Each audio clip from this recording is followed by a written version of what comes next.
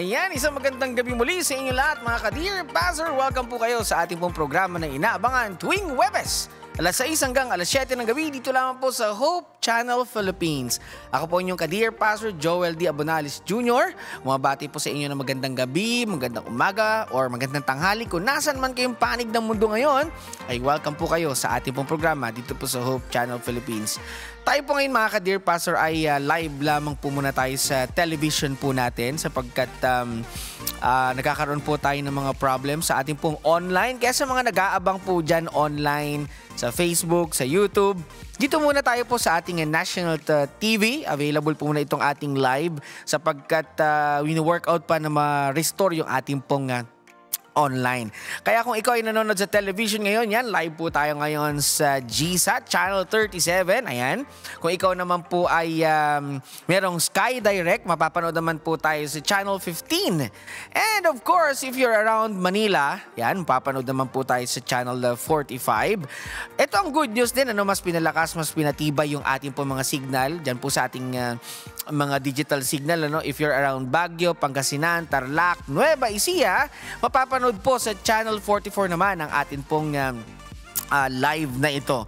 And pagka kayo po ay meron naman po tayong website, kung kayo po ay mahilig din sa computer, pwede nyo pong buksan yung ating pong mga website, yung ating pong www.hopetv.ph/watch. Ayan. And if ever kayo naman po ay mahilig talagang lagi po kayo nag-update sa ating pong mga programa dito sa Hope Channel Philippines, i-open nyo lamang po ang inyong pong mga Hope Channel app. Yan. Available po tayo sa iOS and Android devices. Sa mga gusto naman po magpadala ng letter or gusto ng mga counseling or gusto nyo maging bahagi ng ating pong programa, maaari nyo po tayong makontak sa mga numero na nasa ating pong mga screen. Mapapanood po tayo for Globe 0945-833-7000 and for Smart 0961-722-7777. Ano pang iniintay ninyo? Tawag na kayo para maging bahagi po kayo ng programa po namin dito po sa Hope Channel Philippines. Isang masayang karanasan muli sa ating pong lahat ng mga nanonood po right now. At syempre kasama po sa inyo pong screen yung ating pong interpreter para po sa deaf community. Walang iba kundi si Mrs. Joy Faminiano. Paki-regards Ma'am Joy sa lahat ng mga deaf community po natin dyan. Pakipaabot sa kanila ang ating pong pag-welcome sa kanila at pakisabi na welcome din naman sila sa ating pong programa. If ever meron mga gusto mag-share at gusto maging bahagi ng ating pong programa, pwede kayo maging letter sender.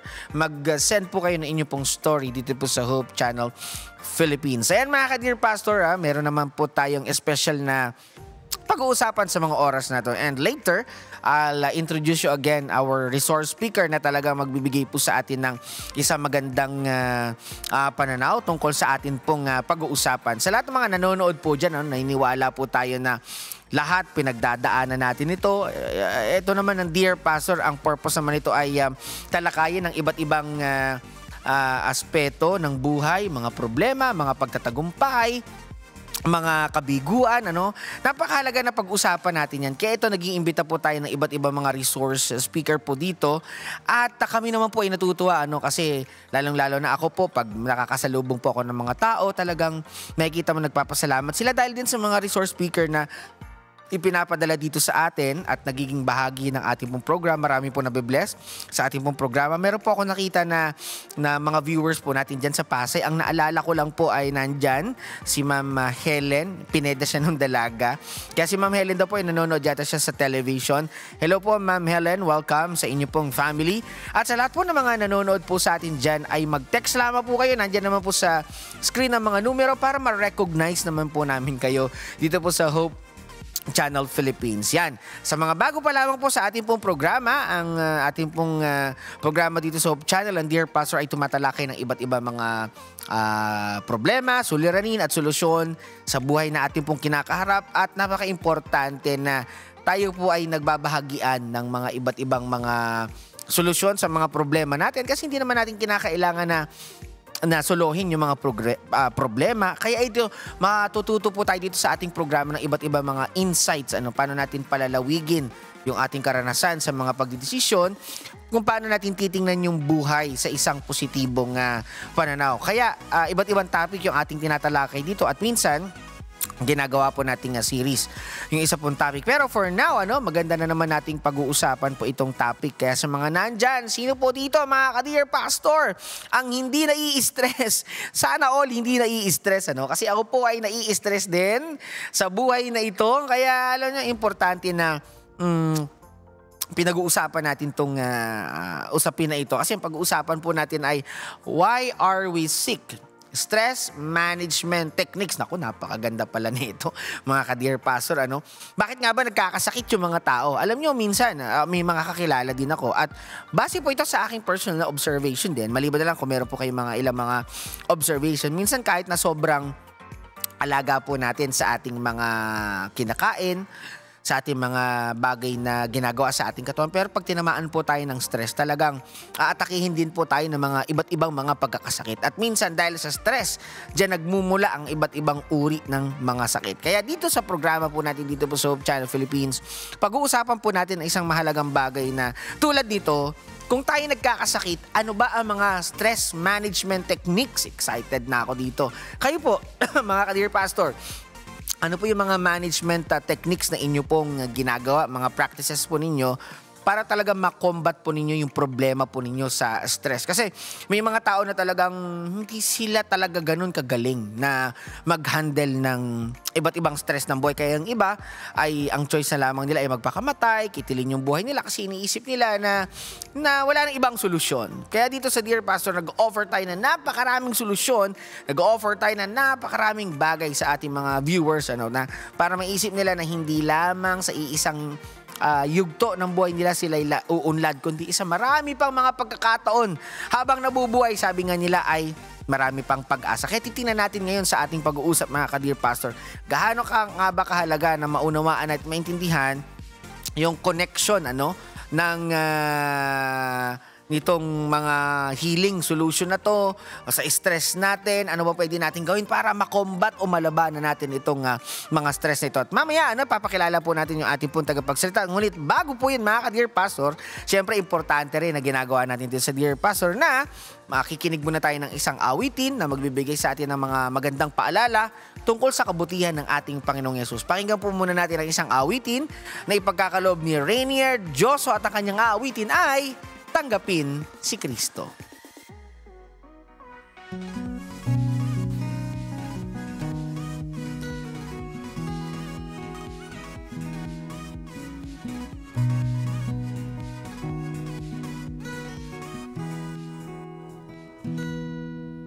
Binata ng Diyos lahat para sa iyo. Pinasan niya ang na dapat sa'yo. Iniwan niya ang langit para sa kaligtasan mo. Yes. Tanggapin siya ngayon sa buhay mo. Lumapit ka at sundin kalooban niya sa'yo. Okay. Di madali lang. Sa Diyos ayan. Na tumingin. Hindi, ito na. Magbibigay ng idea. Hingi. Okay. Ngayon ang panahon, ika'y magdesisyon. Desisyong magbabago sa buhay mong malungkot. Handa ka bang isuko lahat kay Kristo? Tanggapin siya ngayon sa buhay mo. Lumapit ka at sundin kalooban niya sa'yo. Alin lang ay bawin, sa Diyos ka tumingin. Buhay mo'y kanyang babaguhin. Tanggapin siya ngayon sa buhay mo. Lumapit ka at sundin kalooban niya sa'yo. Alin lang ay pawiin, sa Diyos ka tumingin, buhay mo'y Kanyang babaguhin. Buhay mo'y Kanyang babaguhin.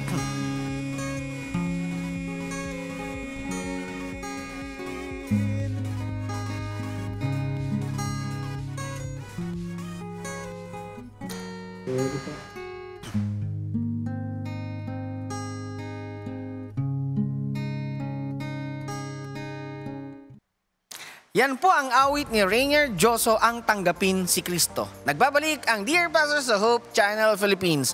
Muli po mga ka-Dear Pastor, kung kayo po ay nai-stress, ano po yung mga stress techniques or mga management na ginagawa po ninyo? Kasi siyempre sa sobrang busy natin, hindi na naman natin napaglalaanan ng panahon kung paano yung mga bagay na gagawin natin. At minsan, napakarami mga available na mga idea tungkol dito, pero hindi naman lahat natin nagagawin. And I believe, and for sure, sa mga oras po nito, malaking bagay po ang isi-share muli sa atin ng ating mga regular guest counselor na talagang laging nagpapatawa, nagbibigay ng joy dito sa ating pong programa.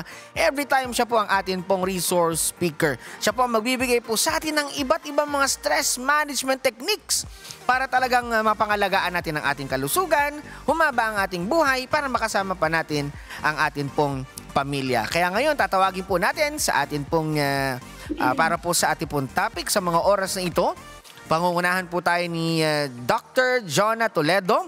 Live po siya mula po dyan sa Central Philippine Adventist College. Welcome po, Dr. Jonah, dito po sa ating programa sa Hope Channel Philippines. Hello, welcome, and happy evening, Pastor! Good evening! Ayan. Yan po si Doc Jonah po, ang ating pong tagapagsalitangin. Doc, greetings mo sa ating mga viewers at mga gusto mo pong batiin. So to all our viewers, magandang gabi, masayang gabi sa lahat. Hearty laughter to everyone because I do believe that laughter is the best medicine. Yun. Right? Kaya napaka-importante na yan. Si Doc Jonah, siya nga pala, si Doc Jonah ay sa ating, ang focus niya, ang kanyang area ay sa laughter medicine. Okay, every time siya ang ating guest talagang papaumpisan sa mga pagtawa, ano? Mga paghalaka kasi sa marami na siyang mga lecture tungkol dito na talagang nare-recognize ng ating katawan, ano? Pag talagang tayo tumatawa, talagang siyempre nakakapagbigay din ng sigla sa atin pong katawan. Kaya Doc, pakibigay muli ano yung mga ministry na ginagawa po ninyo at paano kayo ma-reach out in case may mag-reach out sa inyo ng mga viewers po natin. So I'm so passionate to share yung ministry ko, Laughter Ministry for God's Mission. And meron po akong Laughter Therapy Club. It's free for all. So kung gusto nyo ma-benefit yung pagtawa, benefit ng pagtawa holistically and with the group, please join and message me so that I can add you to our GC, Jonah G. Toledo, or Laughter Therapy Philippines. You just message my laughter page, my laughter Facebook page, okay, and then my messenger account. Ayan. Kaya kung kayo po available, ano, alam mo Doc, may lumapit po sa akin. Meron po lumapit sa akin one time.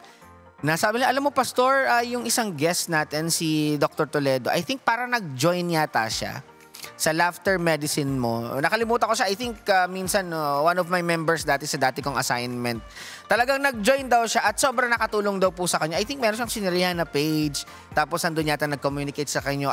Hindi ko na ma-sure pero tanda ko na talagang nabanggit niya sa akin na sumali po siya sa laughter therapy. Kaya sa mga dyan nanonood po sa atin, nabigay na ni Doc Toledo yung kanya pong mga details. Kaya sa mga gustong sumali dyan sa laughter therapy, ano pang hinihintay ninyo? Sumali na po kayo para kung kayo po yung may mga pinagdadaanan ay makakontribute si Dr. Toledo sa inyo pong mga pinagdadaanan. Kaya sa gabi pong ito, dediretso na po tayo sa ating pong magandang pag-uusap na to. Maging ako, Doc, ay gusto ko na rin matutunan ano-ano ba mga stress management techniques kasi marami naman tayo naririnig na mga itinuturo din.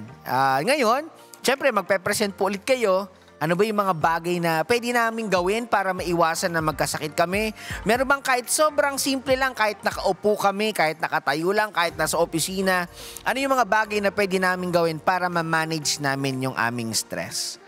Okay, so thank you so much, Pastor, for this opportunity. No, before tayo pumunta doon sa stress management techniques, alamin natin bakit tayo nagkakasakit. Ayan, Bakit ganda. meron tayong sakit? Correct. Why are we sick? No, why do we get sick?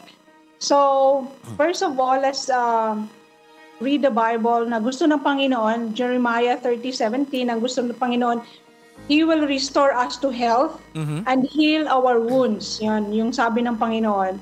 And then, mababasa natin sa World Health Organization na ang kalusugan is a state of complete physical, mental, and social well-being. So, it doesn't mean na kung healthy ka, wala kang sakit. No, it's not merely the absence of disease or infirmities. It's just a state, no? It's a complete physical, mental, and social well-being. So, may mga reasons, Pastor, no, why we get sick.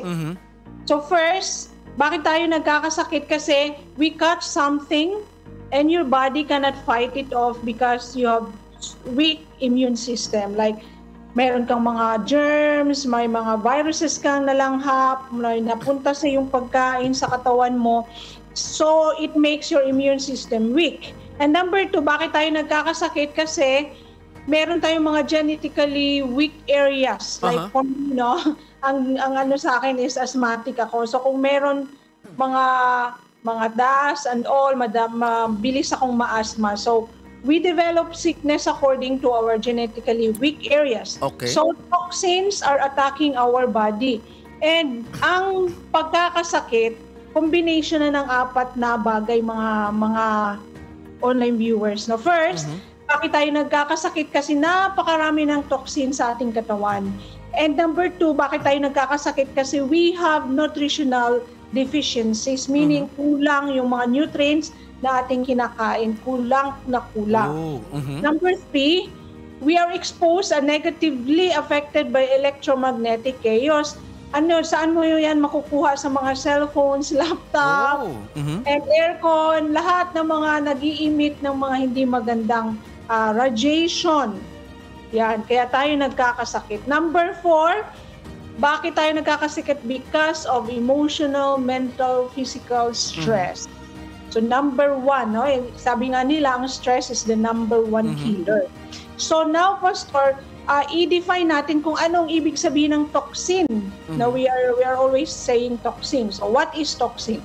Ang toxin po ay isang poison ito. So kung mapunta sa ating katawan, in large doses, no, napakarami, it can cause severe illness, magkakasakit ka, chronic, cancer, whatever, and eventually can cause death.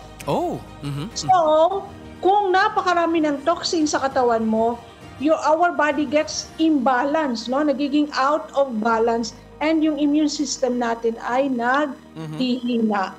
So, kung nangyari ito, ang ating katawan cannot fight off any of the viruses or bacteria na napunta sa ating katawan. So that's why tayo po ay nagkakasakit with more severity, no, and longer periods of time.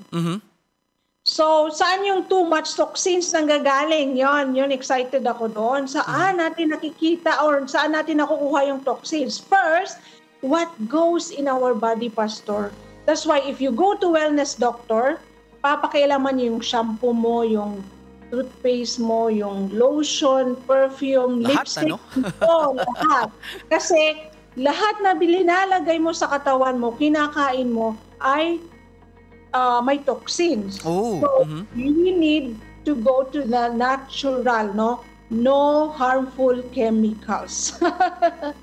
That's why yung mga fluoride sa ating toothpaste makakos ng cancer. So, yung wellness doctor nagsasabi na we need to use non-fluoride toothpaste. So, what goes in the body, yung kinakain natin, yung iniinom, ay cause yun ng mga sakit. Number 2, what comes out of our body, no? Like yung sweat, yung ihi, yung mga dumi, That's why we need to be very careful, no? Talagang ang hygiene natin napakamaganda para hindi tayo magkasakit. Kasi kung saan lang tayo dumumi or umihi, then we will get sick also because of hindi tayo marunong mag-ingat ng ating mga katawan na what comes out of the body. And number 3, exercise. No? Yeah. Why? Challenging. Bakit ang exercise makakadulat kay, di ba, sa New Start, exercise is one of the best doctors. Correct. Pero, Pastor, kung nasubrahan ka sa exercise, yan, dadami din yung toxin sa katawan mo. Kung kulang ka naman sa exercise, dadami din yung toxin sa katawan mo. So, balance is the key. We need really to move because our body is made for movement. Kaya kung kulang, daming toxins. Kung sobra, daming toxins din. So number 4 is rest. If kulang tayo sa pahinga, marami din toxins ang lalabas sa ating katawan. Kung sobrahan naman, nasubrahan, oversleep, overrest, dadami din yung toxins katawan. So, again, balance is the key. And number 5, which is very interested because I'm a psychologist, thoughts can make us sick. Yun, isa pa. Yun, yung pag-iisip natin, no? So, if you think positively, it will give healing. But if you think negatively, it will give us a lot of diseases. And number 6, Pastor, what you say. Uy, pati pala yan, no? Yes. Kasama pala yan. But verbal affirmation is very important. What you say, how you say it is very important to our health. So if you want to be healthy, just say positive things. Okay. So if you want to get sick, then always complaining and dwell on the negative things. Okay. So, yan. Yun yung mga too much toxins na nagbibigay sa atin, no? Yung pag-iisip natin, yung sinasabi natin. Be careful of your thoughts because your thoughts run your life, and also be careful of your words because words have power to heal, also power to give us diseases. Ang ganda ng na-share nyo, Doc, kasi usually tayo mga tao or karamihan sa mga tao, nakafocus lang kasi sila sa kung ano yung kinakain. Nakafocus lang sila doon sa ganung mga aspeto, commonly. Pero dito pala doon sa last point mo, even doon pala sa mga bagay na sinasabi mo, grabe, nakakapagbigay pala siya ng hindi magandang health sa'yo. Imagine mo yung thoughts, yung mga sinasabi mo. Imagine sinasabi mo lang siya, pero nagbibigay din pala siya. Ano ba yun? Parang negatibong, parang sinasabi, parang negatibong, parang lumalabas na sa katawan ba natin na yan? Or, tawag dito. Kasi yun na nga, Doc, usually kasi pagkain lang talaga yung focus natin.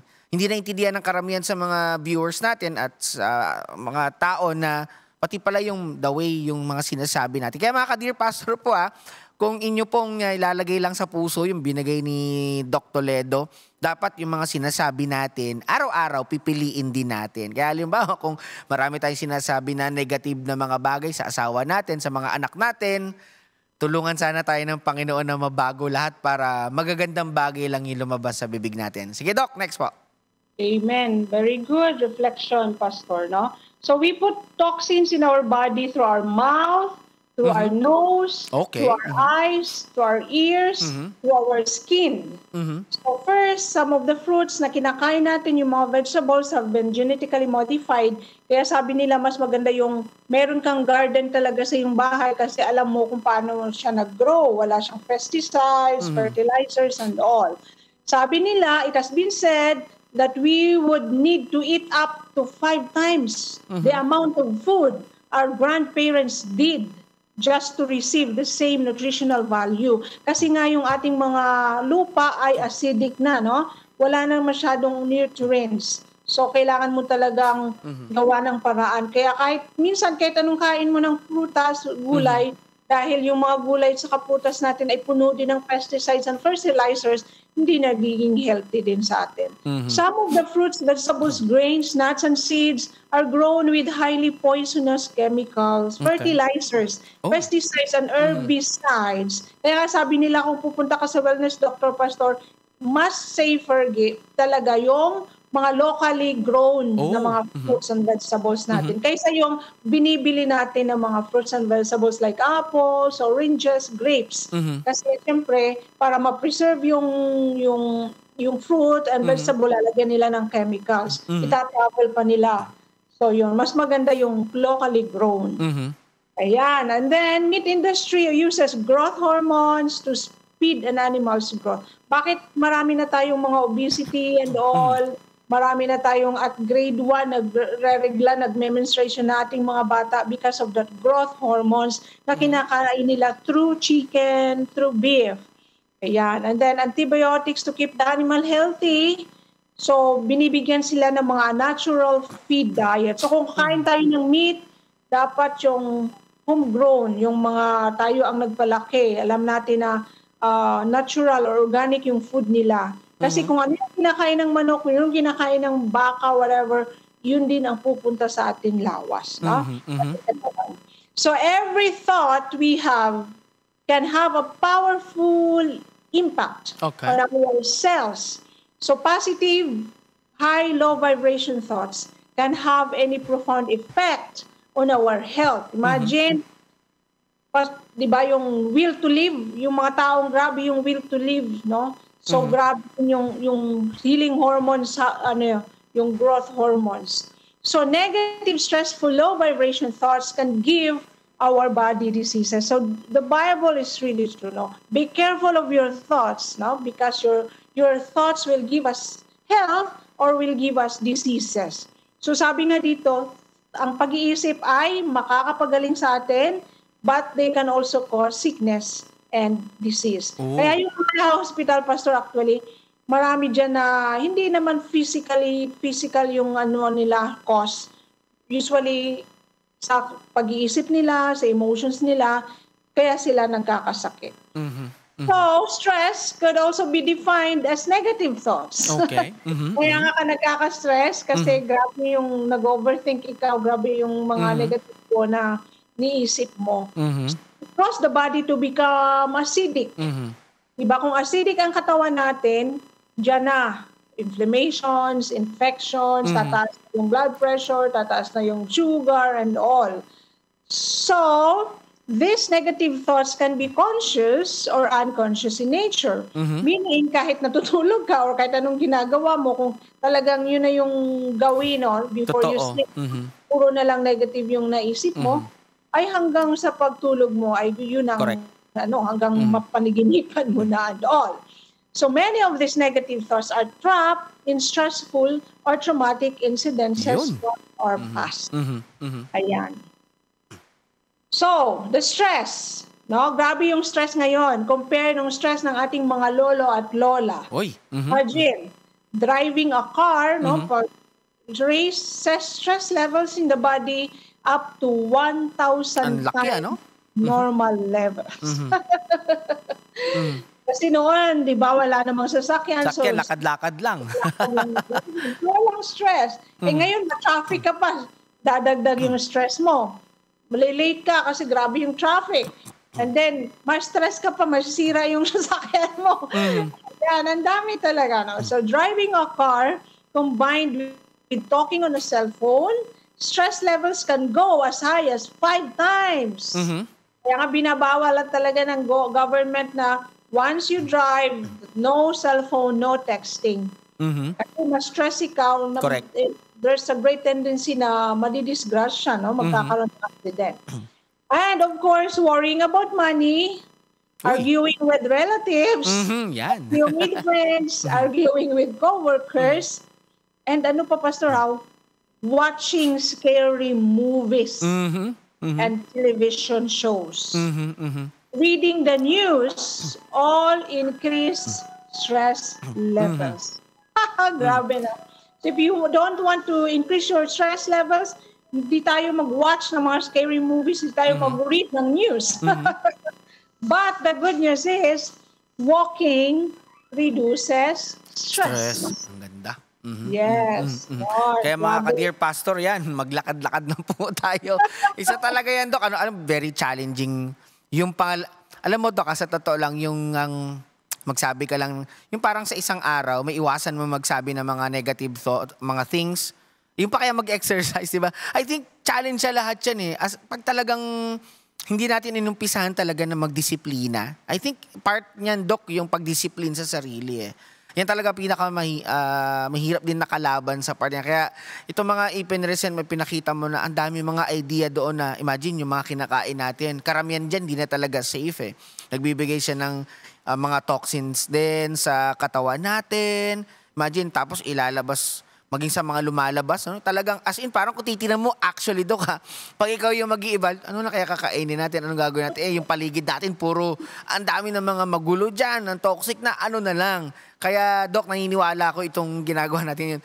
Mas marami pa yung isi-share mo ng mga ideas kaysa doon sa mga negatibong bagay na i-present mo kanina. Kaya ituloy mo ito, Dok. Alam ko maraming bagay na masasurprise yung ating mga viewers. Ayan, so yun, no? Ang next na reason why we get sick because of what you say. Ouch. Ano yung sinasabi mo? Sabi sa Bible, no, talagang Proverbs 18:21, death and life are in the power of the tongue. Kaya pala yun ang sabi sa Proverbs, na may buhay sa kamay kamatayan.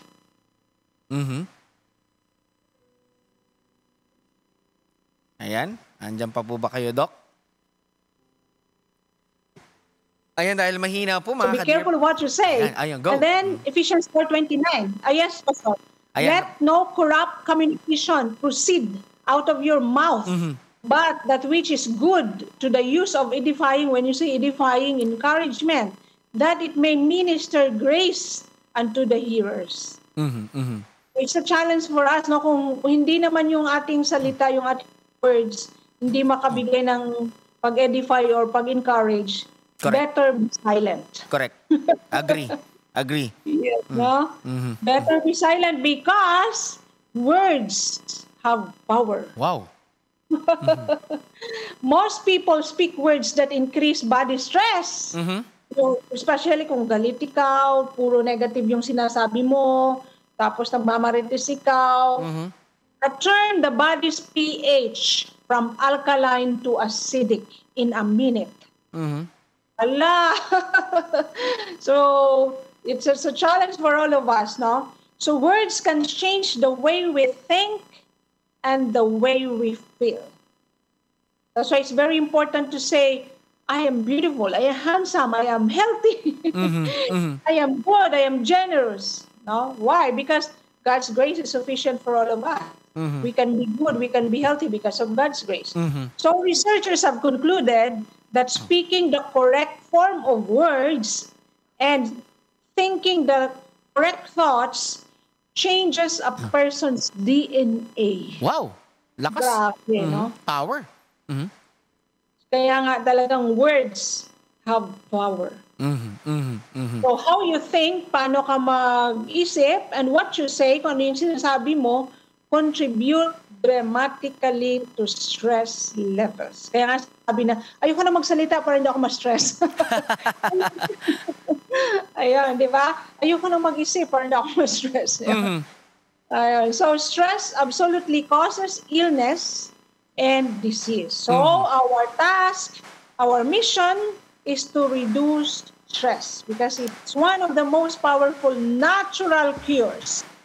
Walang medicine, no? Hindi tayo bibili ng medicine. We just need to reduce our stress. Kasi po ay natural ito. Natural cures for virtually every disease in the body. Thoughts do affect the body, and thoughts can dramatically affect our health. It's your choice whether you think negatively or think positively.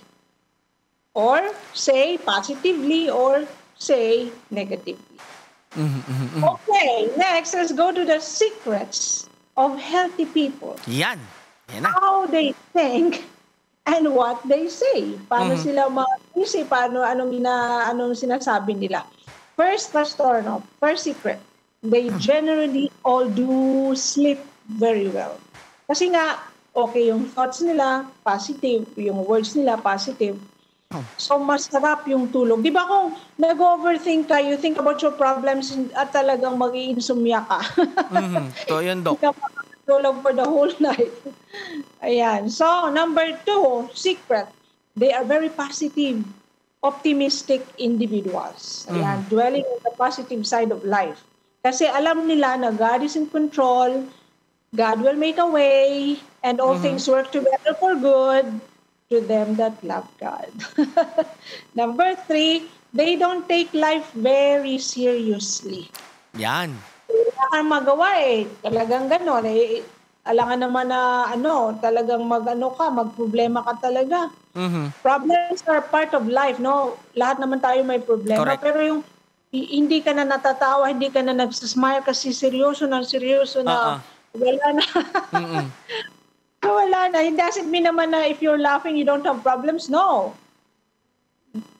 May problema ka na nga, hindi ka patatawa, na lang. And number 3, they don't worry too much. Diba the Bible says, don't worry. Diba? Yun yung ng Panginoon sa atin na, why worry when you can pray, no? Give thanks to the Lord, all. And number 5, they are light-hearted.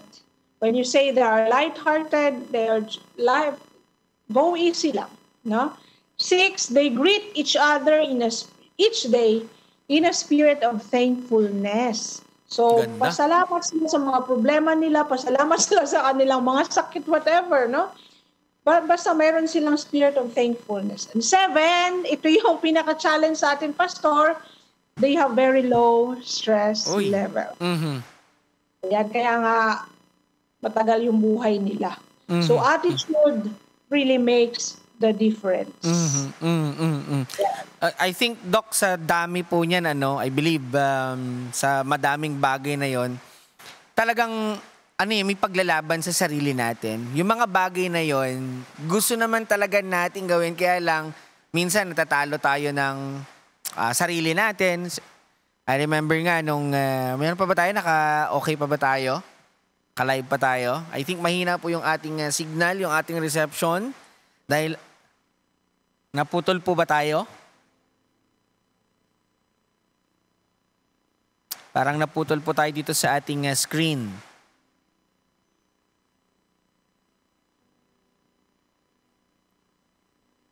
Alright? Okay. Okay. So mga ka-Dear Pastor, naputol saglit si Doc Jonah dahil po sa malakas po kasi yung ulan, yung internet connection po natin dito sa studio ay sobrang hina dahilan sa sobrang lakas po ng ulan. Kaya pagpaumanhin nyo mga ka-Dear Pastor yung ating po mga technical glitches na to, sa ating po mga pinag-uusapan na to. Well, anyway, sa lahat na nanonood po sa atin dyan, wala po muna tayong Facebook at YouTube. Hindi po kayo makaka-comment dahilan po sa, hindi po tayo naka-live dahil lang hina nga ng internet. Pero, pwede po kayong tumawag po sa atin. If ever man na kayo po ay nandyan sa television right now, nanonood, nandyan po ang mga numero sa ating pong screen. For Globe, 0945-8337,000 and for Smart, 0961-722-7777. Contact na po kayo ngayon, tumawag po kayo at magpadala po kayo ng inyong po mga katanungan para atin pong mag-cater dito po sa ating pong studio na to. So while waiting po, yan, basta... all right. Okay, sa mga nariyan na nanonood pa na natili po sa atin, balik ko ulit yung sinabi ni Doc, dito sa ibang mga secrets of healthy people, isa sa nakita ko dito na nag-strike sa akin, yung thought na magkaroon lagi tayo ng positibong pananaw sa buhay.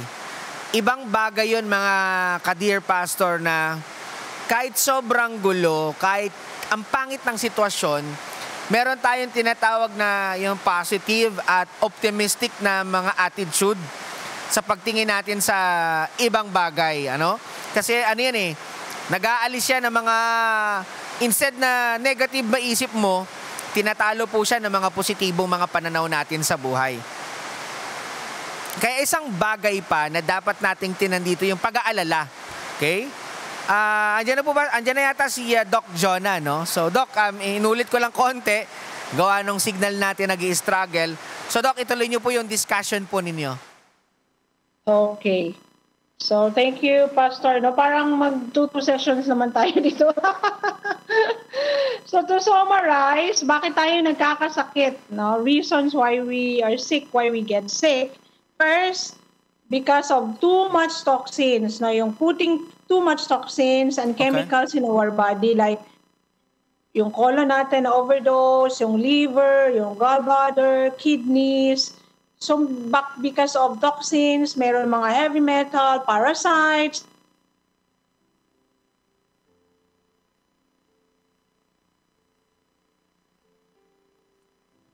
So yun, mga ka-Dear Pastor, talagang sobrang struggle. Ano? While we go fasting. Fasting sa social media, fasting sa food. Ayan. And number 2, bakit tayo nagkakaroon ng too much toxins? Kasi we are Okay. Or, hindi tayo nag-exercise. So, ano lang yun either we are not walking as much as we can. Kasi kahit yung long distance lang, ay, sasakay ako ng di ba? Tricycle or jeep, pwede namang lakarin, no? So, talagang, kaya ako, Pastor, no, basta sa mga malls, kung merong talagang stairs, nag-stairs ako. Akyat. Hindi ako elevator or escalator.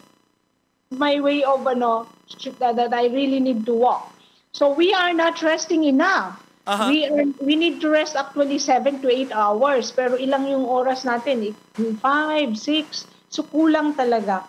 And fourth, our thoughts are more negative. Kasi sa mga TV na tinitingnan natin, sa mga nababasa natin sa magazines, newspapers, and of course sa mga movies. And fifth, sa sounds. Ano yung naririnig na mga sounds? We are hearing not life-enhancing. So, yung mga music na hindi yung mga rock music, jazz music, hindi natin alam na meron negative effect sa ating katawan. It's turning our body from alkaline to acidic. Because we need to choose our music wisely. Choose kung ano yung pinapakinggan natin sa YouTube, sa Facebook, and saan man, no? And number 6, we are being bombarded by more electronic chaos like cell phones, microwaves, aircon, satellite waves, electronic devices, computers, TV. Lahat po ito may radiation na makakapagkaroon ng toxin sa atin. That's why we need also to have a detox. Social media a while. And 8, we are 7, we drive or ride more than ever, no? Sakay lang tayo ng sakay. So wala na yung walk. We are not putting enough of the necessary nutrients into our body because we just eat, and we need actually to chew our food 30 times before we like that. But we're in a hurry, no? Napaka-busy ng life. So, 1, 2, 3, lunok na kaagad. So, hindi na masyadong maano yung nutrients sa ating mga kinakain. Ayan. Okay. So, stress is the silent killer. Okay. Mental and emotional stress affects every single cell in our body. The mind, ang ating utak, can turn the body's pH from acidic to alkaline in a matter of minutes. Imagine the power of the mind. So, if you want to be healthy, think positive. Amen. If you want to prevent disease, be happy. Laugh always. Eliminate depression and fatigue and cure any disease we have.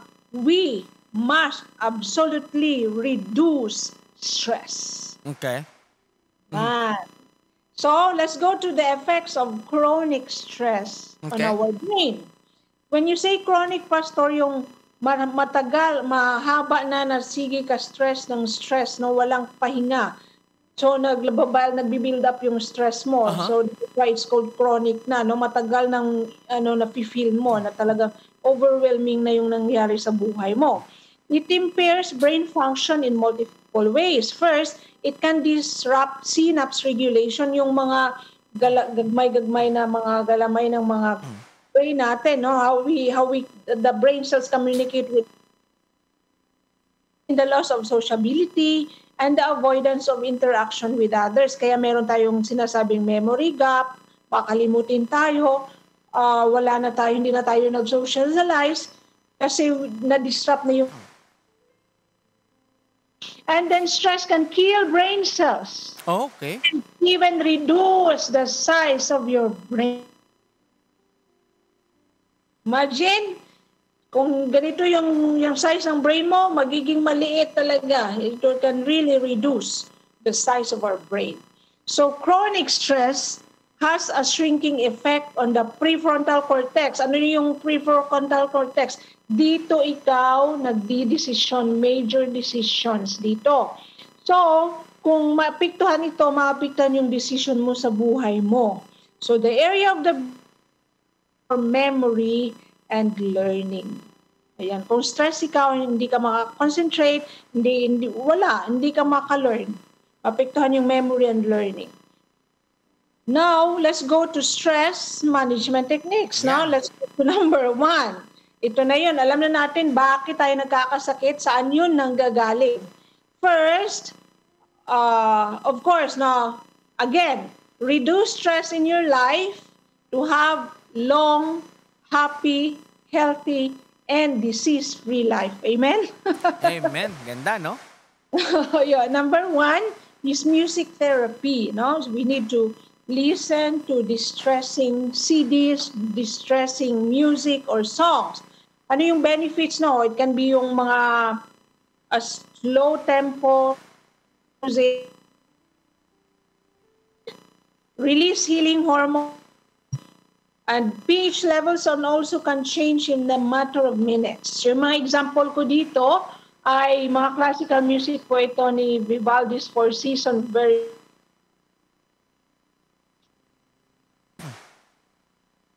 with those. Third is Mozart music. So can help us to distress or makarelax sa atin. That is music. You can sing or you can play any instrument or learn an instrument. Ayan. So that is music therapy. If laughter is therapy, music is also. And of course, number 2, my favorite. Yan. Is laughter therapy. Yay! Laughter benefits the whole body. No? It stimulates the entire immune system. Imagine if even we just laugh for 1 minute, it will enhance your immune system for the whole day. So ang ano natin dito, Pastor, we need to laugh actually 10 to 15 minutes to reap the health benefits of laughter. Ayan. So it elevates depression. So the advice is laugh every day as often as you can, even if you have nothing to laugh about. Kahit walang reason, because you know that the reason is you want to be healthy. You will feel better and be healthier. Kasi nga, yung pagtawa, makadecrease ng stress, it's a natural painkiller, it improves breathing, helps you lose weight, makes you look young, reduces heart disease, and you will sleep better. Everybody laugh!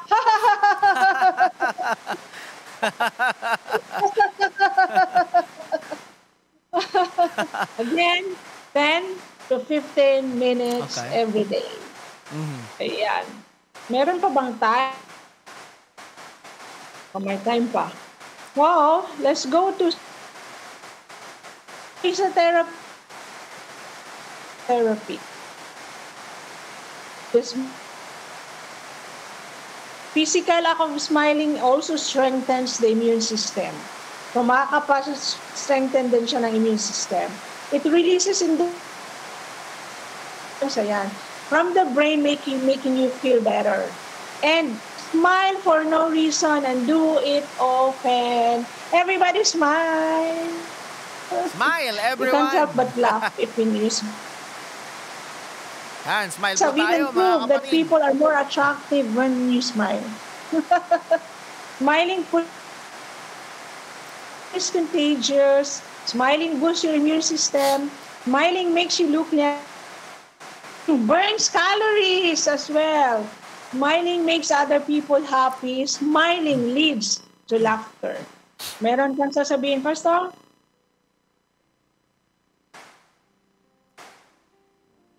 Yan, I think, Doc, meron pa tayong isa na pwede mong i-include dito, yung next one. Okay. Ay, yeah. I love it. I love hugs. Uy, grabe, no? Pati pala yung yakap, no? Yes. Alam mo, ini-ignore yan, Doc, eh. Hug Pero yung therapy. pala, meron palang kapangyarihan yan. Sige, Laughter and Doc. smiling, yes. Yes, Pastor. So, human,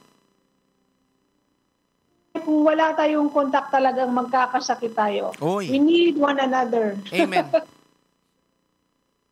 Are strengthened when another human being. Mhm. So we need to get and give hugs every day as often as possible. Ba, may This is bilang true- pala yan. Yes. This is true for husband and wife, Pastor, Okay. how for siblings, for parents, pero hindi pwede yung sweethearts. Ayan. Okay. Delikado. So if you have a husband or a wife, please wag yakap. We need 4 hugs a day for survival. We need 8 hugs a day for maintenance. Wow. Mhm. 12 hugs a day for growth. So yun yung everyday sabi ko kay pastor sa husband ko, oh, I need 12 hugs. 1. Ayan, mga asawa po, kailangan po pala ng 12 na hugs pala ng ating mga asawa, ano?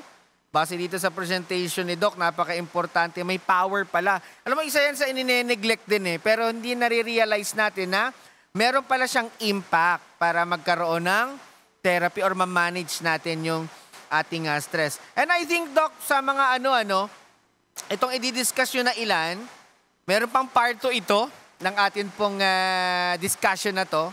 Hindi pa dito magtatapos, I believe. Siguro, Doc, i-ano natin tong ilan sa mga may question. Common ito din na naririnig ko. Kasi di ba marami mga proposals pagdating sa kung paano ano yung mga activity para ma-calm down yung kalooban natin, yung puso natin, para mabilis tayo ma-relax. Which do you think, Doc, among these healthy activity? Exercise ba? Prayer ba? Journaling ba? Or walking? Sa atin ba, sa Christian perspective, o yung prayer ba yung ating sinasubscribe dito? For me, no, iba-iba yung effect niya. Kasi yung prayer talagang, kung grabe yung din yung effect sa'yo. Walking, kasi mag-release yung body ng happy hormones, healing hormones. So maganda rin yung walking kasi while you walk, mood uplifting yung instance. So yung prayer and meditation, ayan, so spiritual connection with Lord is very also important. So I think lahat sila. Journaling also can make your mind clear. Okay. Kasi sinusulat mo yung mga problema mo. So, lahat sila, actually. Ito mo isa lang, you combine actually the walking. Yan. You can also pray while you walk. Okay. Yeah. So, depende sa'yo kung ano yung interest mo, no? Interest mo mag-walking, mag-journaling. Pero yung walking kasi, exercise yun sa the whole body. Okay. Yan mga ka-Dear Pastor, I know na marami pong tayong mga insights na nakuha sa gabi pong ito. At itutuloy po natin to kasi marami pang mga hindi na-discuss si Doc para sa ating part 2. Ilan lamang yan sa mga yung tinatawag natin ng mga hug, smile and laughter. meron pang i-share sa atin si Doc, and I believe sa next natin, sa mga susunod pa ay continuation yon na magiging discussion, Doc, regarding dito sa ating stress management. So Doc, any concluding statement, mga gustong iwang mensahe sa oras na ito sa ating mga viewers? Okay, so thank you, Pastor. Now, always remember that God's Word is the best stress management technique. Actually, Okay. yung pagbabasa, pag-meditation, meditating God's Word, prayer is the best, no? And also, you coupled it with laughter, with smile, and with hug. Virtual. Let's have a virtual hug. Virtual hug, mga ka-Dear Pastor. Ayan.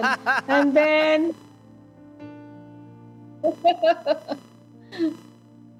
ayan. Be positive because the best is yet to come. Amen, amen. Napakaganda. The best is yet to come. So Doc, maraming salamat po ulit, ano? So bilang ano naman po namin sa inyo ay paano po ulit kayo makokontak ng mga viewers natin, at pwede nyo pong i-promote, Doc, kung nasaan po kayong school ngayon para yung ilan ay maring maingganyo sila doon sa iyong expertise sa area, ay invite nyo na yung mga viewers po natin.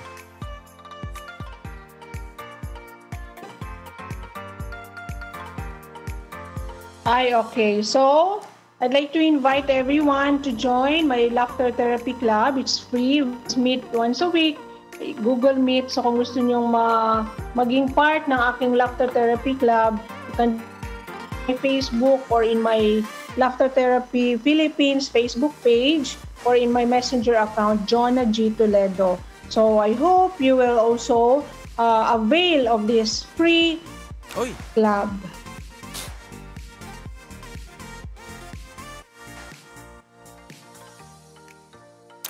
Ayan, yan po si Doc Jonah Toledo, live mula po sa Central Philippine Adventist College. Muli, Doc, maraming salamat sa inyo pong pagsama po sa atin. Kahit na medyo struggle tayo sa ating mga signal, ay nagpapasalamat pa rin po tayo na medyo mahaba-haba yung inyo pong na-share regarding po sa stress management. We hope to see you again sa continuation itong ating pong stress management na ito. Marami pa matututunan ng ating pong mga viewers sa inyo. So mga ka-Dear Pastor, kontakin nyo lamang po si Doc Jonah Toledo doon sa numero na kanyang binigay. Doon sa FB page na kanya ibinigay. Kung meron po kayong further question at gusto nyo po ng mga therapy pa para mabawasan ang inyong mga dalahin at pasanin sa buhay. Muli, Doc, tanggapin mo ang pasasalamat mula po sa Hope Channel Philippines. We'll see you again para po sa ating next topic dito po sa ating pong Dear Pastor.